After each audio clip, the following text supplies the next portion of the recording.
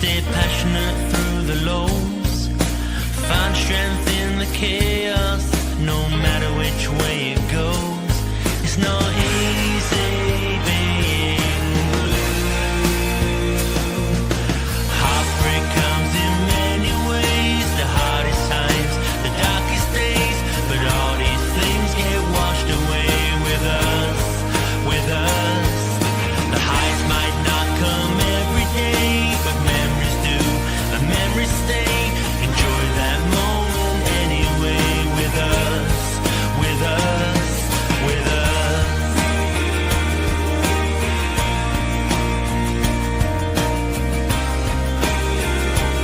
It's not easy being blue.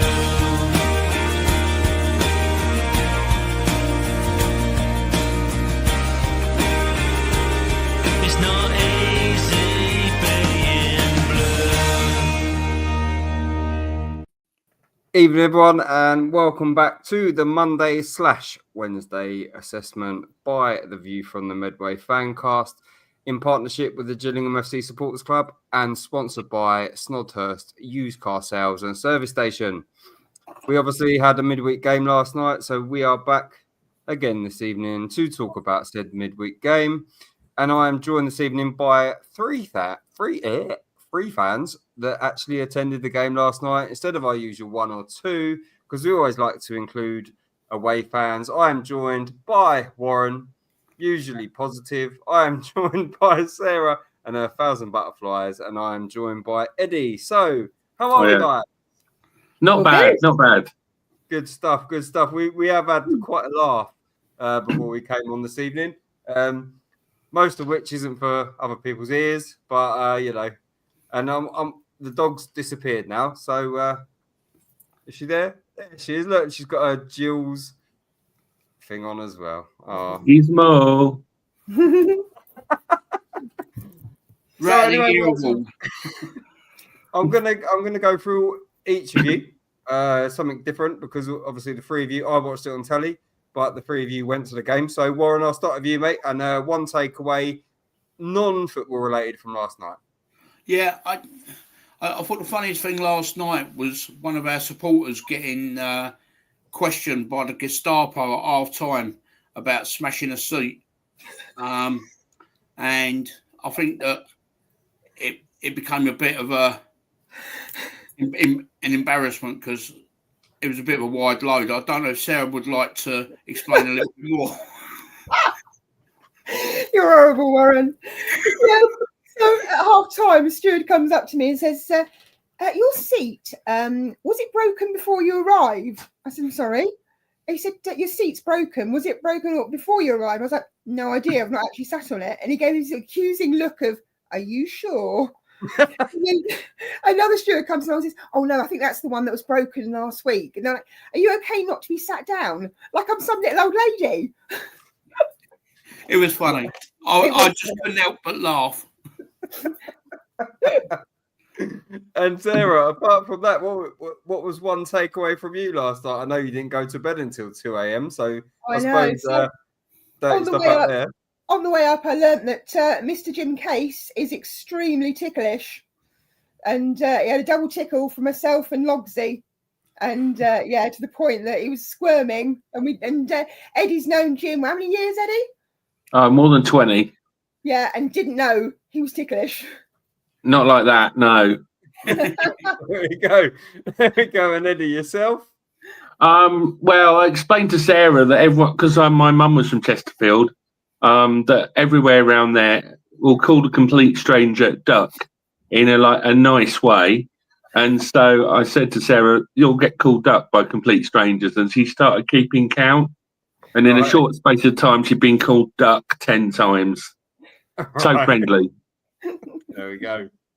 So it's always nice to get the away days, trips, views and stuff of things away from the game. So Warren, I will hand over to you on this segment as we go directly into the views news, and take it away, Warren.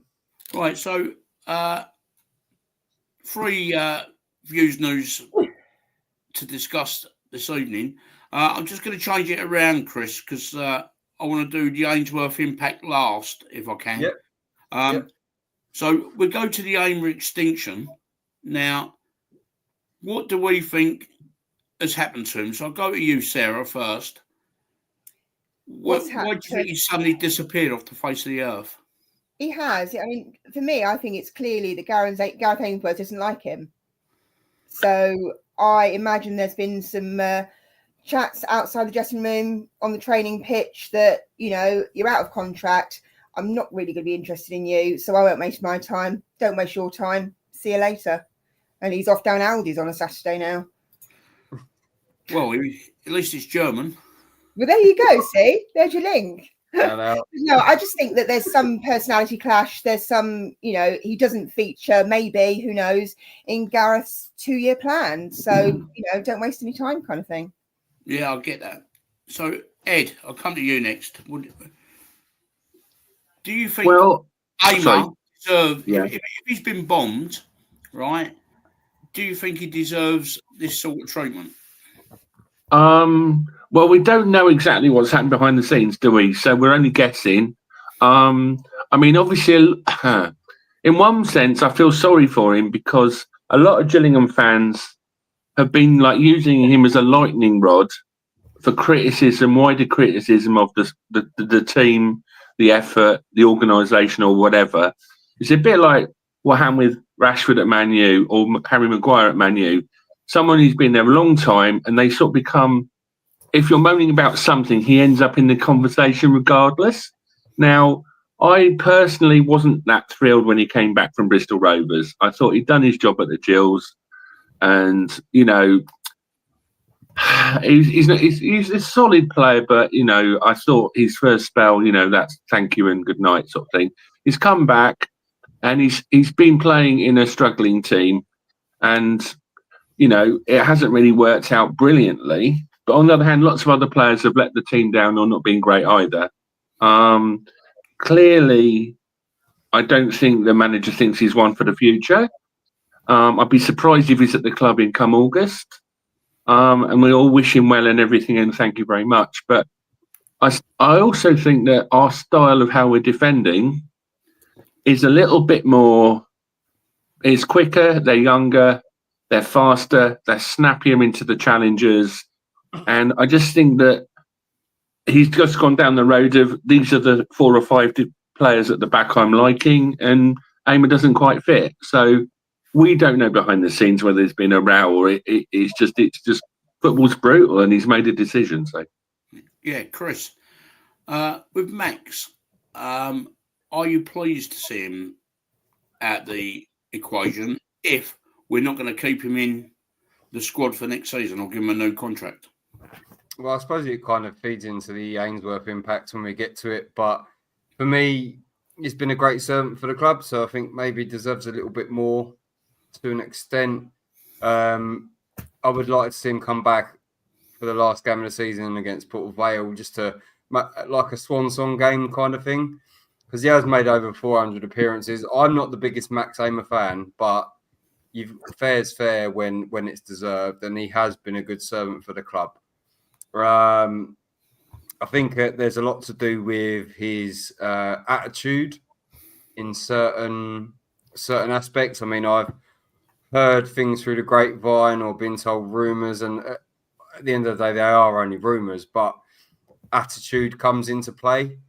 I think that maybe John Coleman picked up on his attitude problem, if you will, and then Gareth's kind of like lamented it really and just like put it to bed. I think I can't remember who told me, but when they did a stadium tour, his shirt wasn't up on the wall anymore. So what we can make of that, I don't know. But yeah, I just think like he's 34 years old now. He's had his time. He is slowing down. I've been a massive critic of him, but at the same time, you can't disrespect the fact that he's made that many appearances for a club, and he has helped us in certain situations and not in some. So, I think good luck. I really wish him well, but yeah, no thank you anymore. Yeah, for me, it was me that told you about him and the shirt. So Right. my mate Trevor Loveridge went on the tour Monday, and all the shirts of every single player are up in the dressing room, except for Max's. Yeah. And I don't know what that's saying, whether he's just never going to be involved again or not. I don't know. For me, it depends on which way a football manager wants to play. If you're looking for a high press, and if you're looking for people that are going to be strong and tough in this division, which we need, centre halves that are strong and tough, I don't think Max is the answer. And as you've alluded to, being 34 years of age, has his time come? Is it time for him to go elsewhere and maybe get one last payday before he packs up? Whether he goes into coaching or not, I don't know, or what he plans to do when he leaves football. But for me, anyone who's made as many appearances as he has, I don't think he possibly deserves the treatment that he's got. So No, but then I suppose you could then play the treatment into attitude. You know, if you've got someone who's got, in the dressing room who's got an attitude problem, I don't care if you're 25 or 35 or 45. Like, you get rid. I don't know how true that is. I genuinely don't know how true that is. Again, it's a rumor, but I have been told by several people that he is one of the people in the dressing room that is a problem with his attitude. So, I mean, for me, it's down to the club now to make an announcement. We all know what's going on. It would be nice just even if we've just binned him, right? We turn around, the club turns around and says, "We'd like to thank Max Hamer for making records amount of appearances.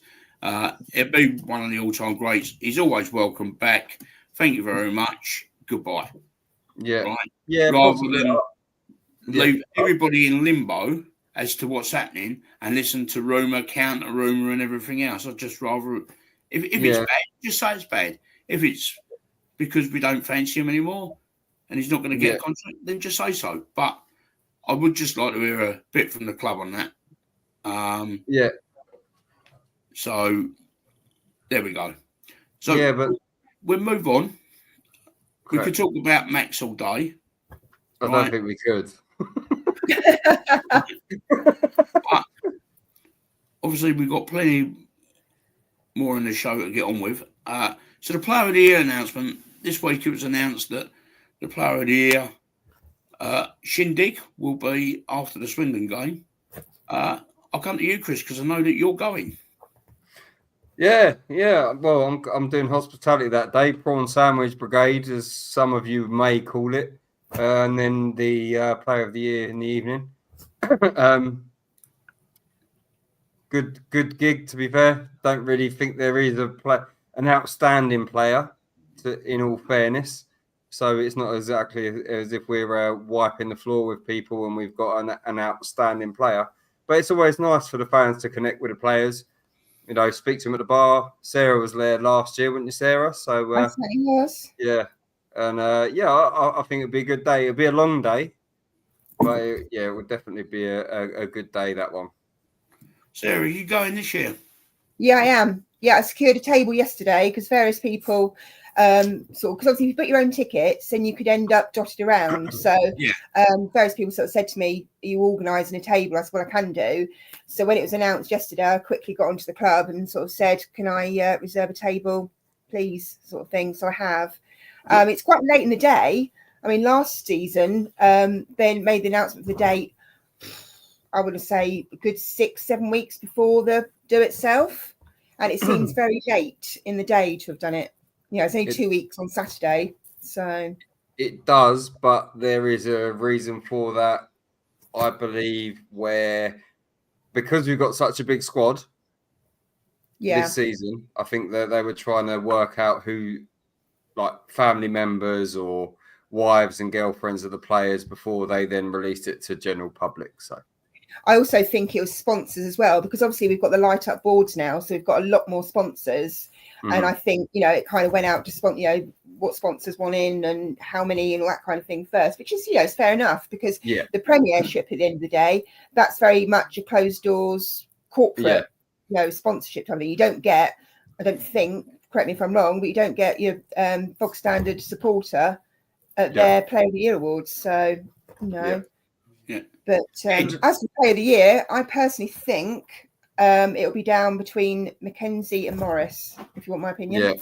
I think it's. I'm hoping that this comment is about Max Amer and not myself. That's about you, Chris. Yeah, it's definitely about you, Chris. No, TC. Ed, you're a bit of an older fan, right? Like myself. What is your take on the Player of the Year? What, the bash or the concept or this year's winners? Everything. Just. Oh, well, I think a lot of people are going to probably have Morris first and Mackenzie second. And Gale for young player, maybe, or both. In terms of the Player of the Year, dude, I haven't been for many years. Went a few times in the late 80s, early 90s, when he was far more cheap and cheerful, low key. You properly mingled with the players, and it was carnage by the end of it. Now it's like a bit more dressed up and quite expensive, like 72 quid for the table each. If Sarah's getting a table of 10, it seems a lot for like a 2-course meal, and in one sense it's nice to mingle a bit with the team, but it seems like I think it excludes a lot of your average people in the Rainham end, I would say. I know you can't have everything, and they've got a finite capacity. I feel sometimes when they have one of these really posh dudes, maybe it's a shame they don't have another event at the end of the season for, let's just say, a bit more cheaper for ordinary fans who can also show their appreciation to the winners and have a chance maybe to have photos and everything with the players and stuff, because it felt like the last few years that it was like a sponsors and VIP thing with a few fans thrown in. And whilst 30 years ago it was the reverse. And I remember, sort of like mingling with people like Harvey Lim and that, and it was just a drunken chaos by the end of it. So that is very different, I think. Yeah, I think that. Sorry, Warren, I just want to interject there.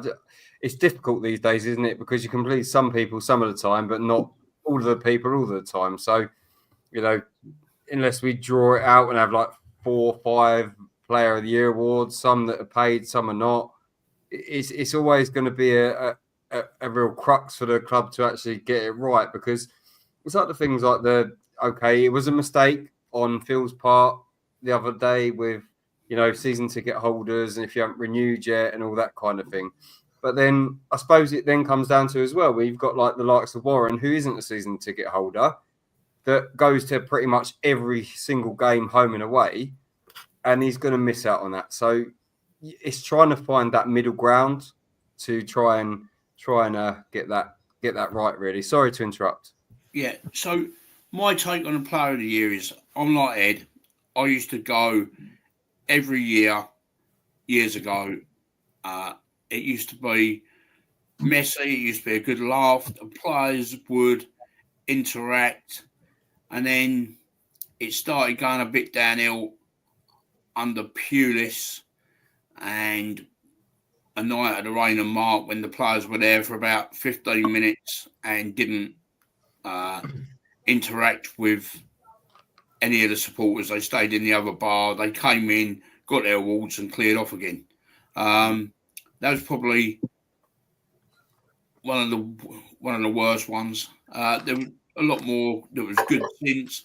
There was a dude we had at the Black Lion, or wherever sports centre is called now, St George Hotel, the old casino, and there were some really good nights out. And for me, the Player of the Year should be solely for the supporters who travel up and down the country, week in, week out, going to Rainham End, all home games, right? All those supporters that follow the team, to me, the player of the year should be their bunts. It should have nothing to do with sponsors whatsoever. Right? Now, I know I'm going to upset a few people when I say it, but I honestly believe it's the only time players and supporters now can ever get together. And one of the things that has struck me this season is the total separation between the players and fans. All right, it's improved it last couple of weeks, but there's been a real void in that gap between players and supporters. And I think things like player of the year dues, for those that will be staying next year, I think it's a good way to get supporters on side and backing. For those that went to Como, the players and supporters, it was a great experience for players and supporters to get together. And I don't think we do enough of it. I've spoke to Joe Comper about it, and nothing's different. But if you go home and away and whatever, you want to go to these dudes. You want it to be a fairly cheap dude, so regular fans can afford it. £2, I think, is absolutely extortionate.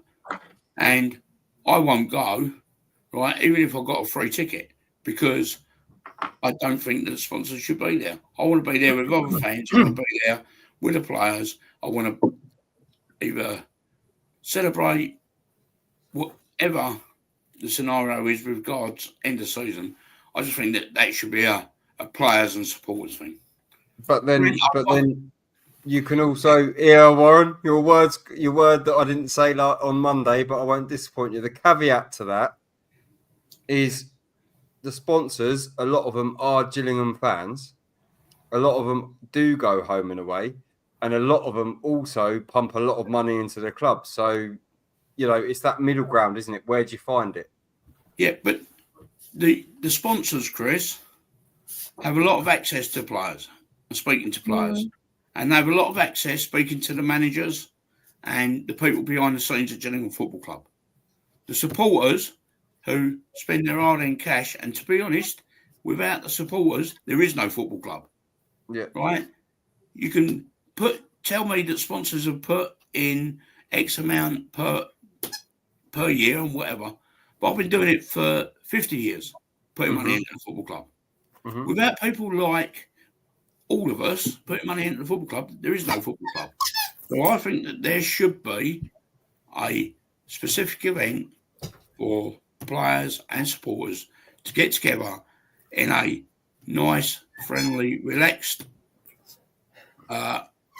surrounding where people can get on, and those friendships can be formed, and people can have a bit of respect for the players, and the players can have a little bit of respect for the supporters because they actually know them, because they've spoken to them. I think that's important to rebuild the respect that goes both ways.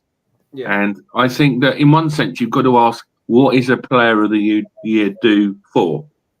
Is it like, you put money into the club as a sponsor, whatever, you get a table over there? Or is it like, it is the 340 people that were at Chesterfield last night, or the 500 that went to Harrogate or whatever, or the 6,000 5,000 odd 6,000 home fans every week. It depends what you want out of the process. But I think going back to Como, that was a brilliant old-fashioned trip where the fans and the players drank together, sang together in the rain. It was just everyone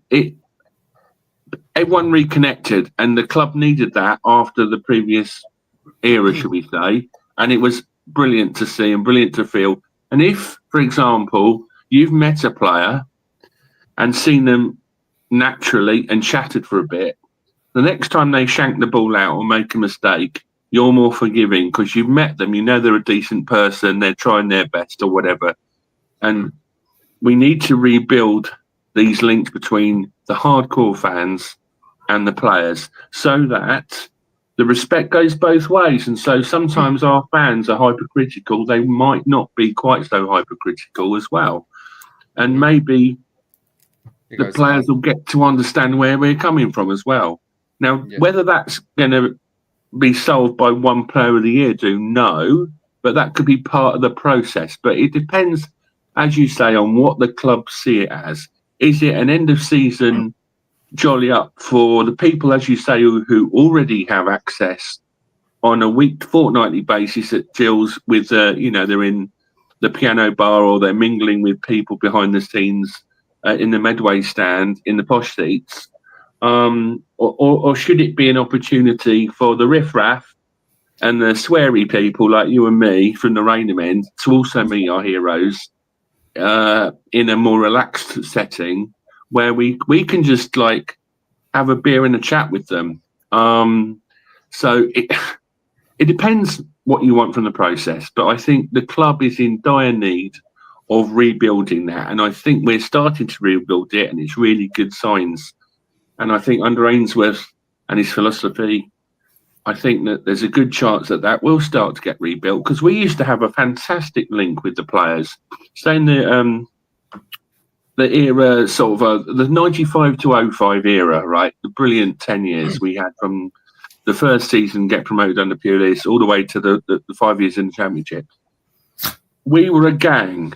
The players were a gang, but the fans were in the gang too. It was us against the rest of the world.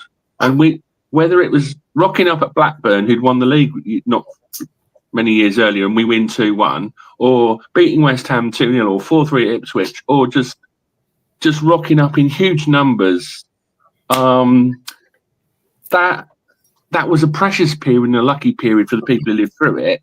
And in some sense, I feel that's been lost.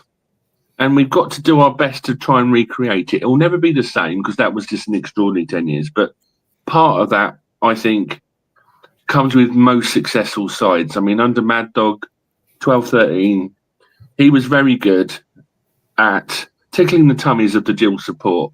He said the right thing. Sometimes I felt like it was a bit contrived. Sometimes I just thought he's a bit eccentric.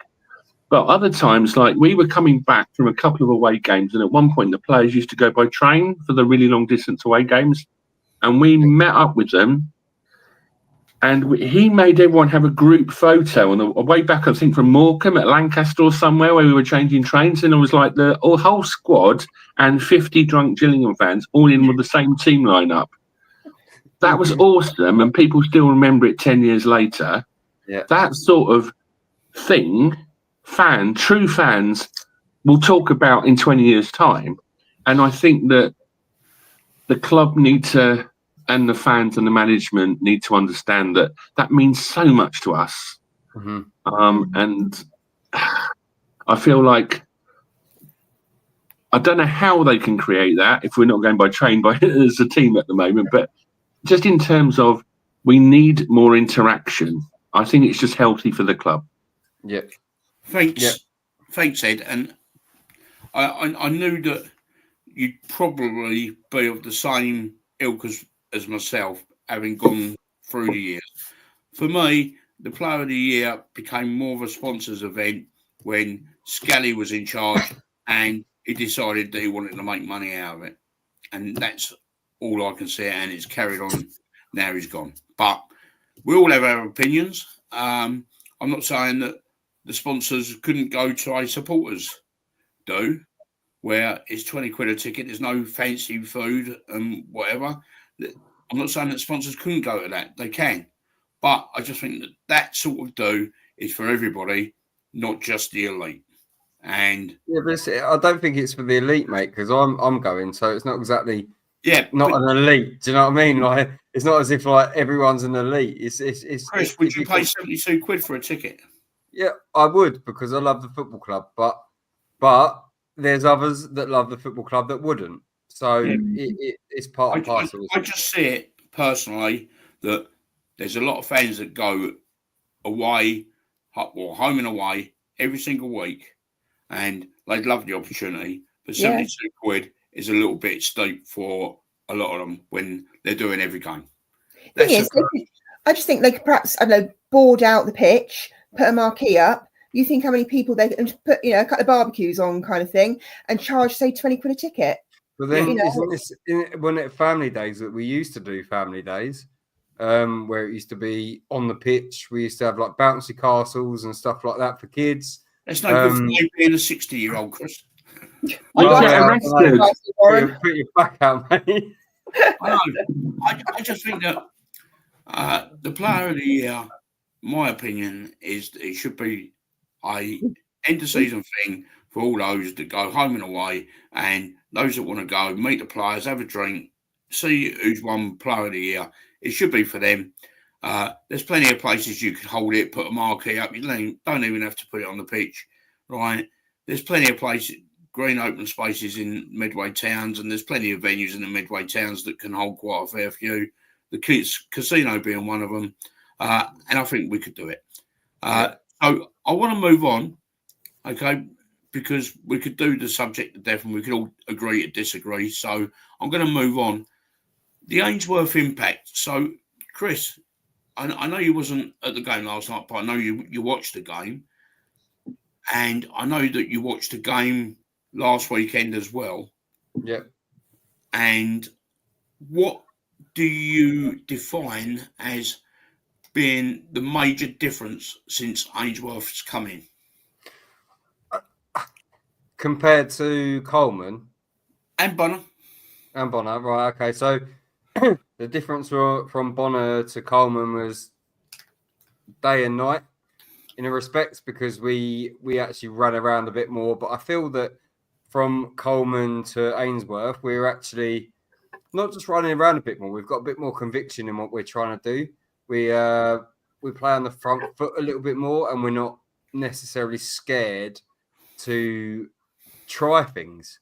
Really, I think under Bonner we went from good to bad, from bad to ugly. Then Coleman come in and we did the basics right, but I feel under Ainsworth so far we're a little bit more adventurous, and we are actually trying to do more than just run. We're trying to actually make things happen. We're trying to create chances. We've got players that aren't scared, and it's quite a testament to him after only 3 or 4 training sessions that he's actually got the players doing that. So I think that he's rock star football, really, from a rock star. Sarah. You're rock star football. I'm just giggling at that.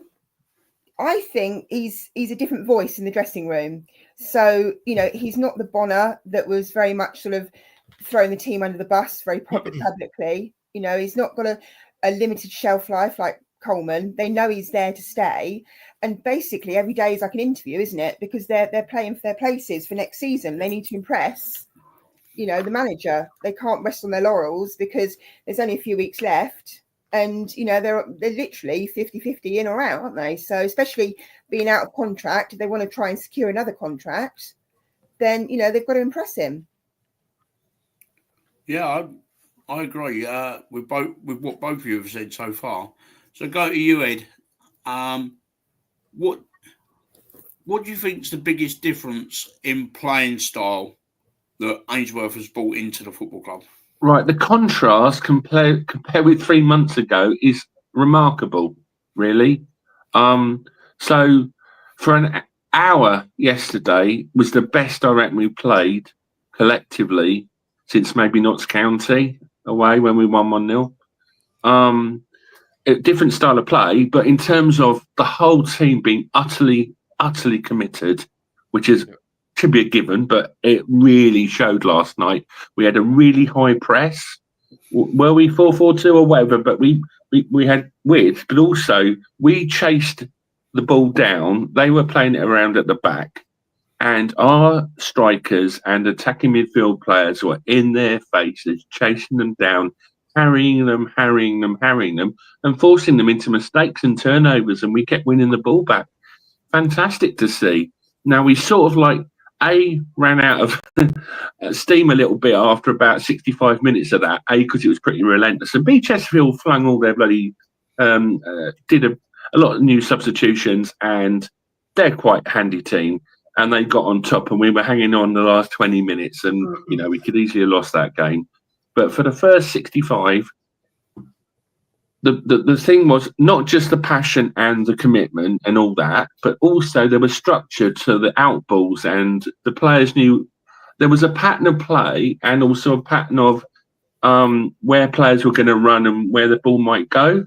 And so it was, well, it should be basic really, but we haven't seen that for a lot of this season. And given he's been here, 2 weeks is remarkable.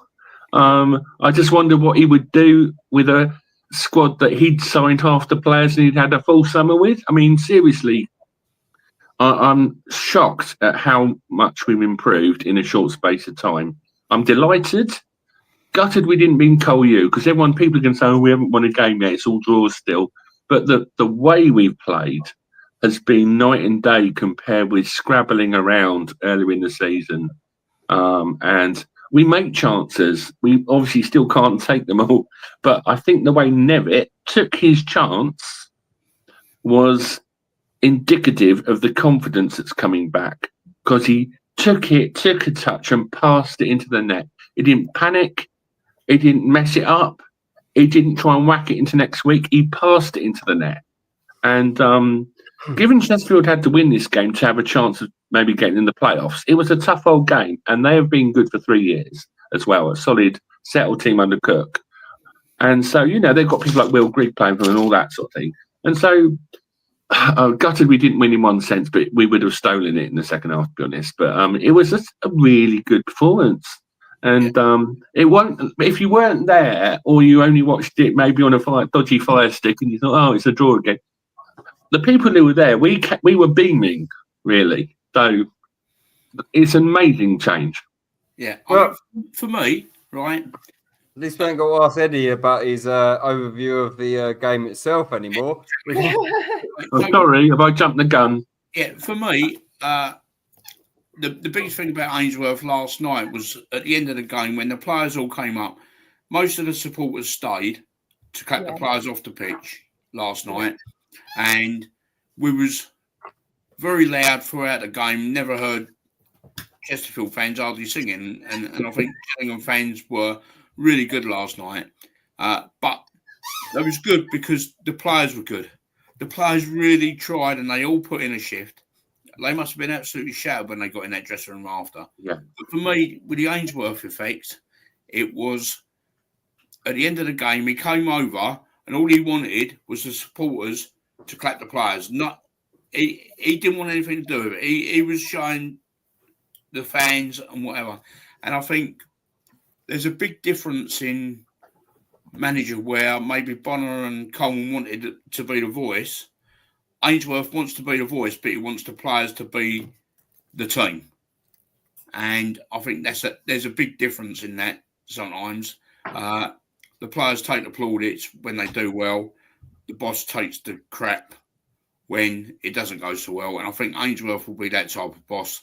But for me, there was a pattern of play. We just looked like we wanted to play for the manager. And if anyone saw his interview after the game, I think it was really indicative of how Gareth Ainsworth will be as a manager at this football club. It wasn't just that; it was the intensity and intent of the display as well. So just high tempo and just really powerful. And we've been bullied in some games against other teams, and it was great to see us doing a few of the dark arts as well. I'm a big fan of that if we're doing it. So, Yeah, so am I. So I'll end back over to Chris. And It's fine. I think we skipped the spy rights facts, to be fair, but I will go back to them. You've got to mention the 10-0. Chesterfield were founded in 1867. The club formerly played at the Recreation Ground, Saltergate, but moved to the Estimated Stadium in Wellington Moor in 2010. The club have had several incarnations, including Chesterfield FC, mid-1860 to 1881, Chesterfield Town in 1884, and Chesterfield Moonies, that one, reformed in 1919, the club are the first elite club to be owned by a local authority, the first club to be controlled completely by its fans, and the first club to be owned by a charity. So we've already looked at the lineup, but we will touch on it. So we had Glenn Morris in goal. We had a back three of Shadowgi, Conor Musson, and Sam Gale. We then had what I thought was a middle four of Max Clark, Amani Little, Johnny Williams, and Romeo Hutton. And what's going on here? Due to live television broadcast. For me, it was Aaron Rowe on the right, on the left, and then Elliot Nevitt in the centre, and Joe Bowden on the right. So, in general, guys, I mean, Warren, I think you disagreed with me earlier when I put this up. Totally. Do you feel that it was that way, or do you feel that it was something different? I think it was absolutely different. I thought we played four at the back. I thought Clark and Gale played as fullbacks. I thought Hutton played wide right rather than as a right back. Little and Williams played in the centre. Rowe was on the left. And I thought Nevitt played just in behind Bode right up front. I definitely think Hutton played a lot further forward than as a right back. In fact, he was hardly ever in the right back position. So apart from the odd occasion in the last 15 minutes where he helped Gale out a little bit because of the substitutions that Chesterfield had made, and we was on the back foot. But I definitely think we started and played most of the game 4-4-2 or 4-4-1-1. And it worked. Yeah, it did work. Masterson and Ogie were excellent at the back. I thought the two fullbacks, Gale definitely had a really good game against the left wing of Chesterfield, who was pretty sharp and he was a good player. And the same with Clark at left back. I thought Chesterfield's wide right player was really good, and I think Chesterfield struggled when they only played the one up front in Greg, and where they struggled, where they got the balls in the box, that was quite aimless, and it just reminded me of back when we was under Bonner and we just play one up front and struggled to score goals. And I think this one up front just doesn't work at this level. But with the changes, I'm glad to see Johnny Williams back in. It's nice that Mackenzie was able to have a break because he has played a lot of games recently, and he does put in a lot of effort. I was surprised to see Nolan back in the team, and I doubt we'll be back in. To be fair, I'm not. No, I won't say that because it's just gonna be. No, I will say it because I've been quite critical of his weight. I think that he came back in and he looked slimmer. To be fair, he looks like he was a lot more slim, but he did absolutely nothing, Sarah. So I'll go with you, my darling, because me and you haven't been able to get a word in edgeways for the last 20 minutes. So, yeah, I mean, I thought the whole team just worked absolutely brilliant last night. They actually felt like they wanted to work together, be together, and play together. You know, it was so much more team spirited and everything. And like Eddie said, it's the best they've played for many, many matches. Glenn was well protected throughout. I don't know if you saw in the first couple of minutes, he and Hutton got in each other's way a little bit in front of the goal. A little bit of foot dancing there. But yeah, on the whole, I thought it was a good lineup, good squad, and they played well. They were clearly tired at the end of it. But how many times have we heard Ainsworth say that he wants to see them empty the tank? You know, he wants to see them basically knackered coming off the pitch to show that they've put their 100% in. And they did last night. And okay, we only came away with 1 point and not the 3 we would have liked. But it was a point well deserved. It really was. And it was just lovely to see them playing so well. And you could see, you know, when they came over to the fans at the end, that they had smiles on their faces. It was yet another draw, okay. but a draw is better than a loss. And they can see that the fans appreciate what they're doing now. You know, they are making an effort. They're not kind of just lumbering around the pitch like they don't want to be there, you know, on a sports day or something in year 6. You know, they actually look like they really want to be there. So it was good, you know, and he seems to be trying to get like a consistent lineup as well, rather than, you know, playing different, which is what we saw obviously under Coleman. Was different lineups, different. You never knew what you were going to get. Whereas hopefully in the next, you know, few games we will see consistency. I mean, obviously we're consistently seeing no Max Amer, so you know he started with that one, that's for sure. But yeah, no, it was good. It was a really good match to watch last night. Came out of there feeling good, for want of a better word. Yeah, I think for myself, it was one of them where, you know, we looked good in spells in the first half. I think I've alluded to it already where, you know, we got to 60 minutes, maybe 55 minutes, and the legs went a little bit. But then maybe that is end of season, maybe, or maybe is it, you know, the change of pace in training? You don't know. But we still fought, we still stuck in, and we still kept them out, other than Will Griggs' goal. So, yeah, you can't Sometimes it's not us doing anything different. It's the other team just up their levels and put all their subs on and went more attacking. And, you know, a bit like when we attack the Rainier, they're attacking their cop and they need a win. Yeah. We're safe-ish, yeah?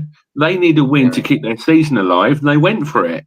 And we had to weather the storm. Sometimes it's not us doing something wrong. More they've changed it up because they have to. There's 25 minutes left of their season.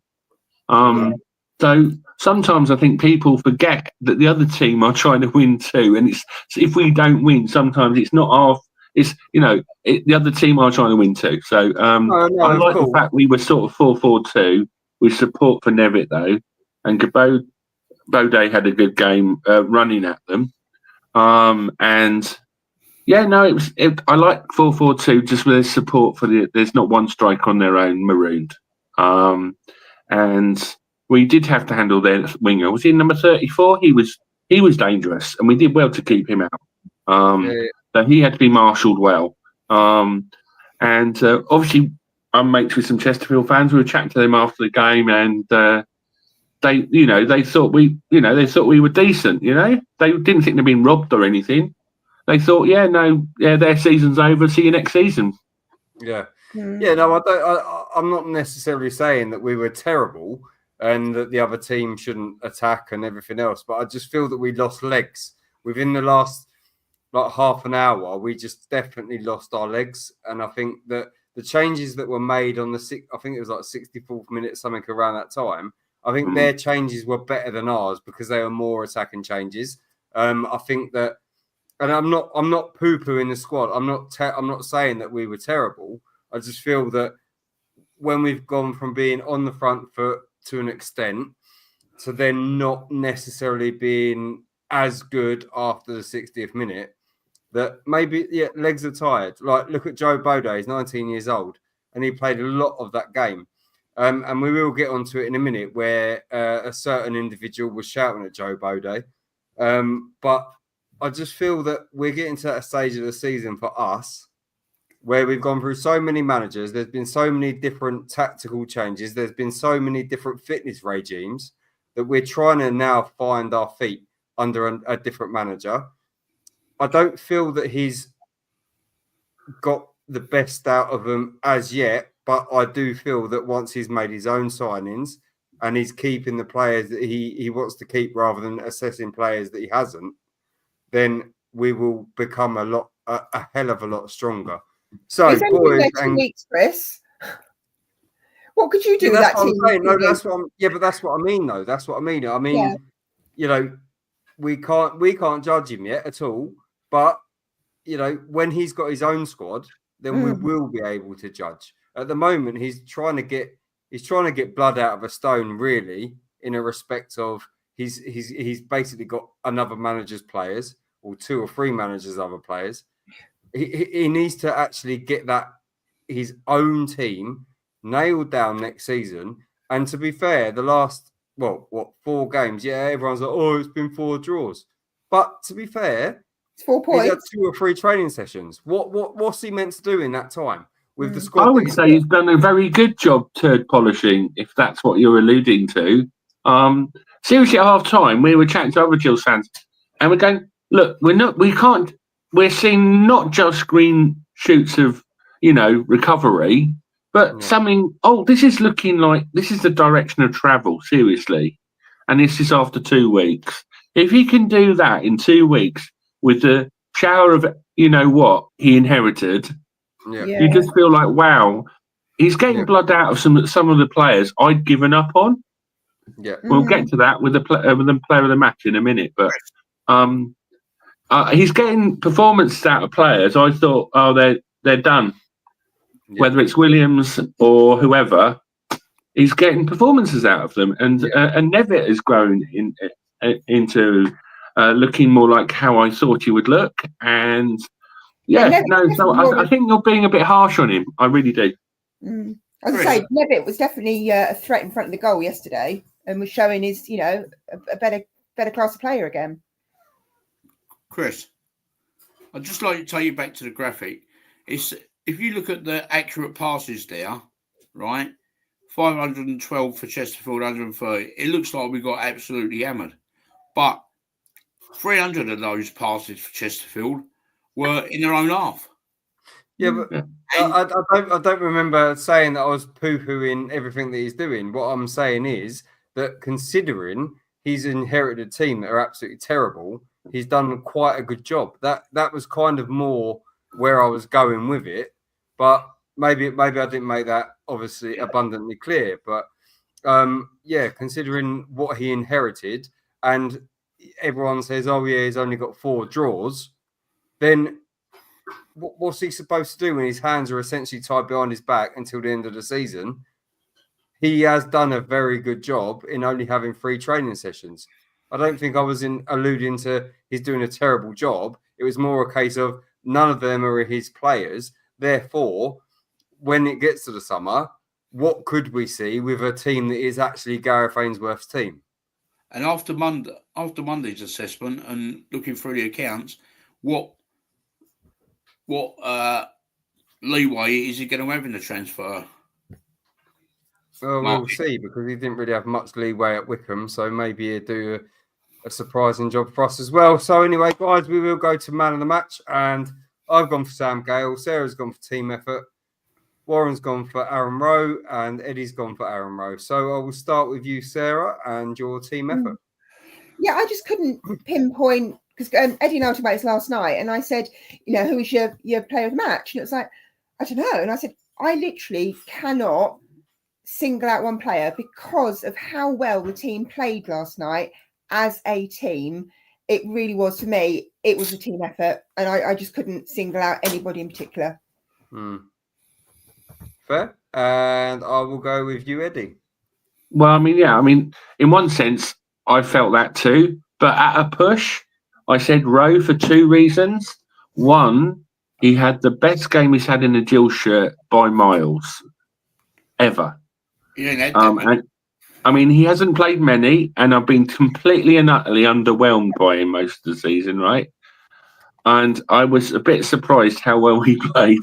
And if he plays like that, I want him at the Gills next season. And, wow, why hasn't that happened before yesterday? But it was like, it's almost like signing a new player.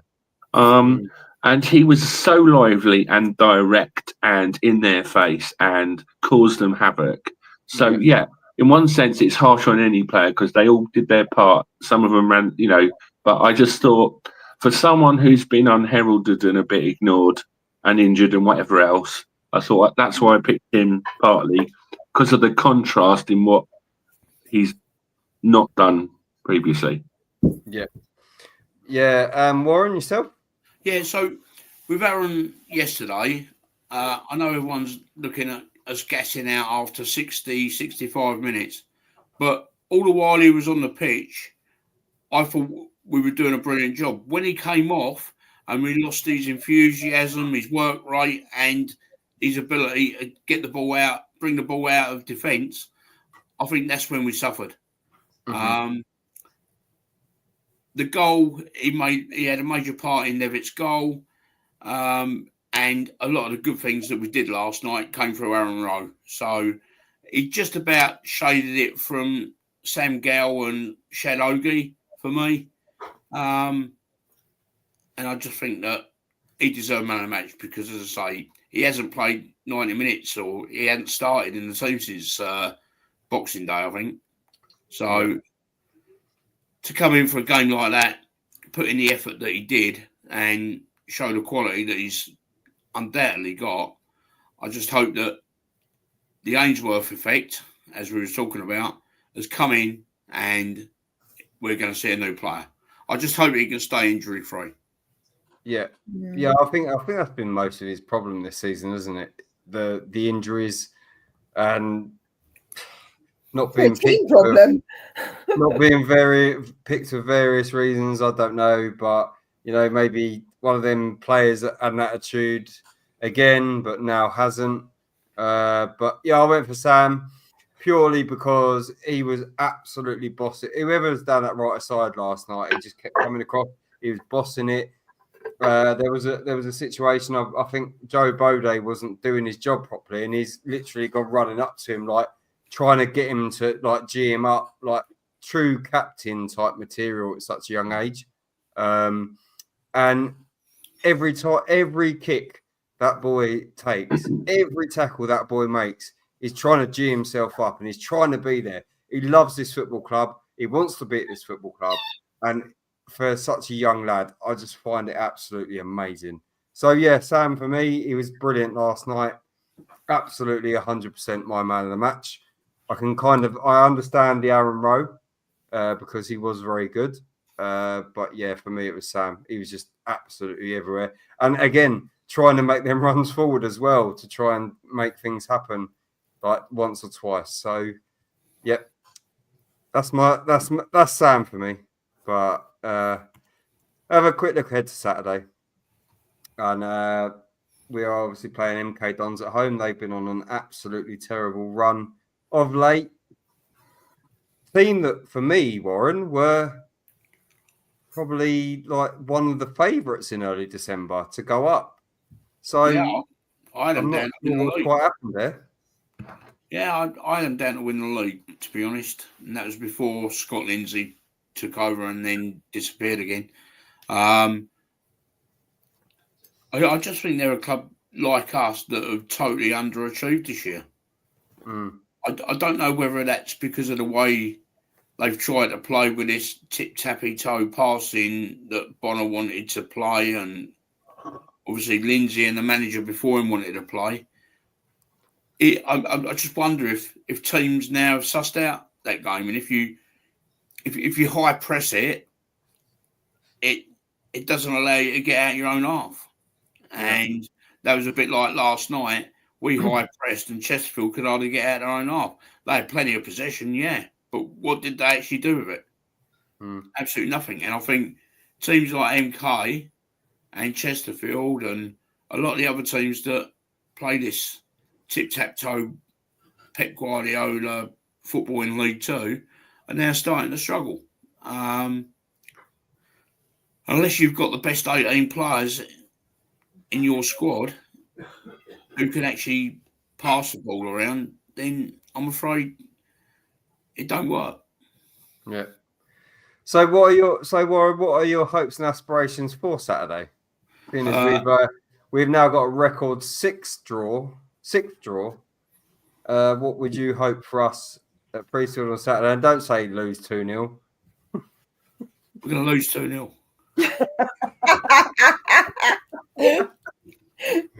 No, I'm going to go bold.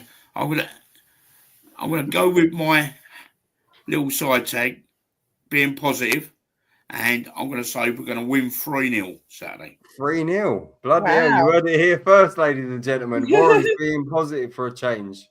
Jesus Christ! And Sarah, your hopes and aspirations for Saturday? I'm going to go for a 2-1. 2-1. To us, obviously. To us. Yep. Yep.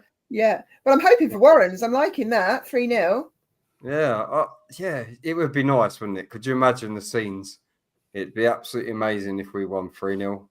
Three clear goals would be absolutely perfect. So, Eddie, your hopes and aspirations for Saturday? Well, I'm a glass half empty kind of guy, so that's probably not a good question. But going back to the away game when we beat them, right, they had the ball about 80% of the time to no effect. Tippy tap, right, on and on and on they passed, mostly in their half, no danger. I feel that hopefully that dull, boring style of football is on its arse and on its way out, because it's all very well if you Pep Guardiola and a squad of 25 internationals, but in League Two and League One, I don't think it works unless you've got a really exceptional group of players.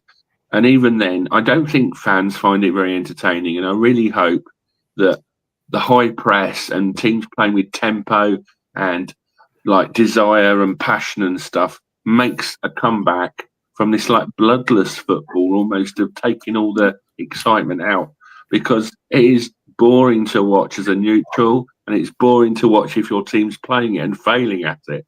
Now, MK, I think, very much are a possession-based play out from the back team, and I think maybe teams have finally found the antidote to that style of play, is maybe why they're struggling. I really hope so. If the Gills do a high-tempo press on them and force mistakes, then I'm hopeful. But, you know, we've had no luck and stuff for 9 months, so we'll see. Yeah, but then, Eddie, can I just ask you a question as well? So, obviously, Joe Bode had a really good start to the season when he was in the squad. Is she playing with her toys again? He is, sorry. Well, Sarah. That's all right. Do you think that he's being found out now to an extent? So people were a lot tighter to him. Joe Bode? Yeah, Joe Bode. Yeah, Bode. So it's kind of when you sit there and you think to yourself, he did so well and he had so much open space when earlier on in the season. He was very pacey and everything else. Do you think that now that he needs to learn to actually like be kind of clever with it rather than just trying to be that raw pace? Yeah, I mean, in one sense, you know, 18 and raw is 18 or 19 at raw, but you need to then evolve and develop. And, you know, he's got the physicality, he's got the passion, he's got the pace, and at the moment, no finishing ability whatsoever. And if you're going to be a striker, you need some of that. I'm hoping that under the new management that he will be coached to the point of being calmer in front of goal and making better decisions. Otherwise, seen plenty of players like that, the Gills over the years, young players with lots of pace, but not the direction or the finishing ability to become an out-and-out striker. Maybe he'd be more of an attacking wide player or a forward but not a striker. He doesn't feel like he's ever going to be a fox in a box, but his finishing isn't great. I'll be honest. But as you say, he's very young. I mean, so we'll see how it develops, but I think he's going to need some really good coaching on the finishing thing if he's going to become a striker.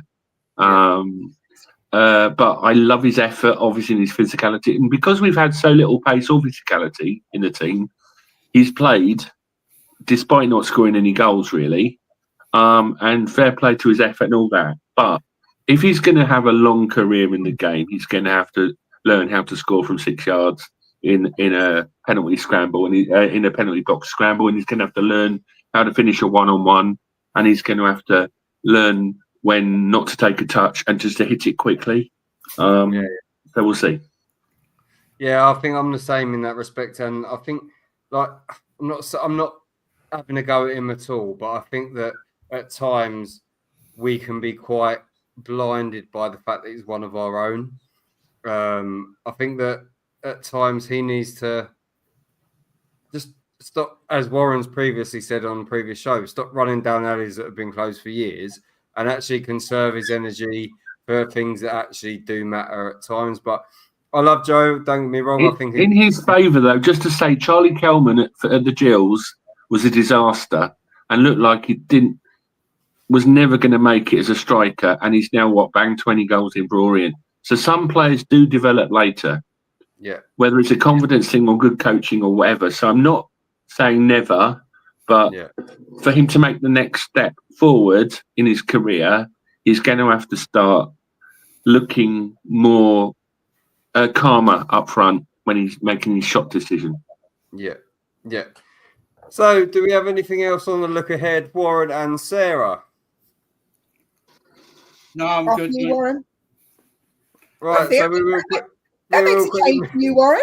I know. We will quickly move on, and obviously we are sponsored by Sodhurst Used Car Sales and Service Station. So if you need anything from the guys, whether you need a new car or you need your car fixed, then the information is there for you. We are, of course, in partnership with the Gillingham FC Supporters Club. So gfcsc.co.uk if you would like to go there. We are near enough at the end of the show now. So if you could please, we are 9 followers on X away from 600. Very modest for us, considering others. What's with the fingers? I was doing 9. I was trying to get it. 9. We Big for votes. you can. God, this has been a tough one tonight, isn't it? You can also get us on YouTube at the View from the Medway Fancast, and please do think about subscribing. They are free to do, and the View from the Medway on Facebook. So, guys, before we go anywhere else, do we have anything else to add tonight? And I'll go with you, Warren. No. I was waiting for Warren to squeak then, but anyway. Sarah, do you have anything else to add this evening? Yeah, it was lovely to meet Mrs. Warren last night. There we go. Yeah, she's not imaginary. No, she's not imaginary. The owner of the Meerkats. She was rented. Rent a wife. Yeah. And Eddie, anything else to add this evening? No. It was a really good trip. Good for the soul. It was a good trip. There we go. So we're closed up there, guys. Thank you for watching. It's been quite a good show this evening. So I've been Chris. It's been Warren. She's been Sarah. He's been Eddie. Good night and up the jewels.